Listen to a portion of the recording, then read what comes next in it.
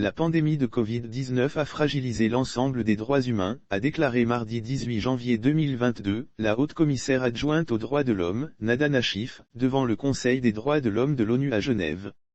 Selon le Conseil des droits de l'homme de l'ONU qui s'est tenu le mardi 18 janvier 2022, le nouveau coronavirus a détruit des vies et des moyens de subsistance, aggravant la pauvreté et les inégalités dans le monde.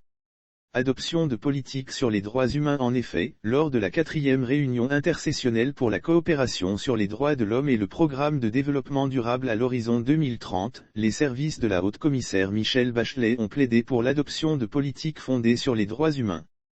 Pour l'objectif est de remettre sur la voie de la réalisation de l'agenda 2030 et parvenir à un contrat social renouvelé ancré dans les droits de l'homme que le secrétaire général de l'ONU a appelé de ses VUX, rapporte ONU Info.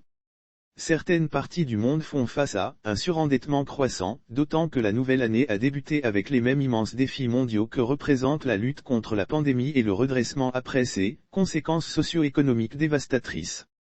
Lire aussi Côte d'Ivoire /Covid-19, des morts et des nouveaux cas confirmés. Outre l'accès inéquitable au vaccin, qui illustre une reprise à deux vitesses, certaines parties du monde font face à un surendettement croissant, qui pèse lourdement sur les pays en voie de développement. Changer les approches et les modèles économiques pour se remettre du plus grand revers de développement de l'histoire, le monde doit donc changer les approches et les modèles économiques. Une stratégie qui a engendré des coûts sociaux insoutenables, déchirant le tissu social des sociétés, alimentant l'instabilité et amplifiant la méfiance envers les institutions.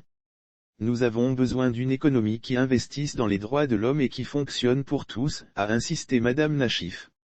Par ailleurs, selon l'Organisation des Nations Unies, ONU, la pandémie continue de faire des ravages sur l'emploi dans le monde et un retour au niveau d'avant la crise sanitaire pourrait prendre des années.